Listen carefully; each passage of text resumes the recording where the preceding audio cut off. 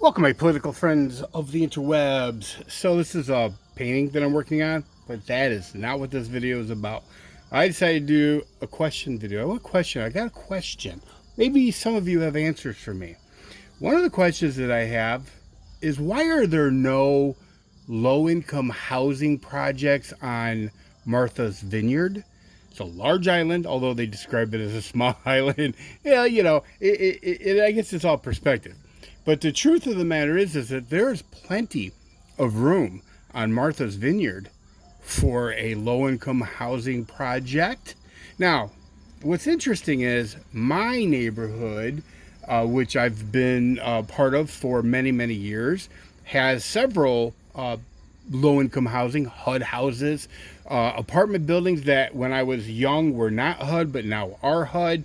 It's really changed the demographics of this neighborhood. But that's not what this video is about. The point is that I remember when they first started putting government housing in. I was a kid, and all the neighbors, including my parents, got notices that there was going to be a public meeting regarding the building of said low-income housing project apartments on one of the major roads in our neighborhood, going through our neighborhood. And I can still remember all the neighbors talking about it. This would have been probably maybe the mid-70s. And the conclusion was that you can't stop it. It's going to be what it's going to be. Everybody's just going to have to start locking their doors. Say what you want about that. I don't care if you call that statement racist or whatever.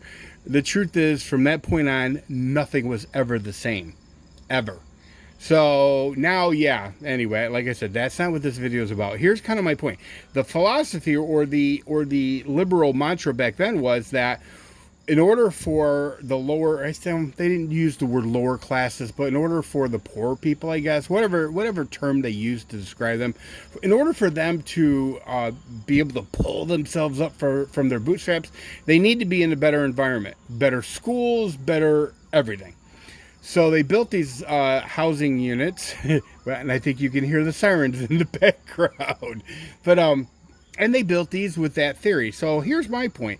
If it was good enough for my neighborhood, which at the time was not considered city of Toledo, it was actually a suburb of Toledo, and it technically still is. We pay higher taxes, although once again, you can hear the sirens in the background. Okay, in the last 2 weeks, there's been 2 shootings, including one recently that was a drive-by shooting of a baby shower.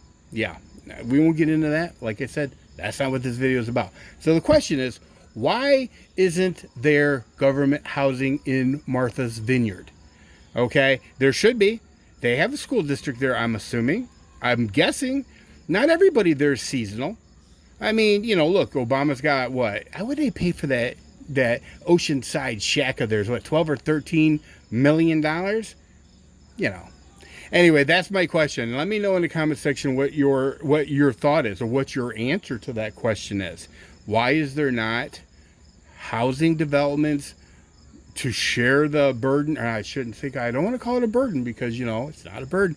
Helping everybody live. A high tide rises all boats. But why is it okay to put those projects in, say, a upper middle class neighborhood, but not a ultra rich neighborhood? Because none of the ultra rich neighborhoods have any of that. Anyway, that's all I got for you guys. So there you go. Have a good one. See ya.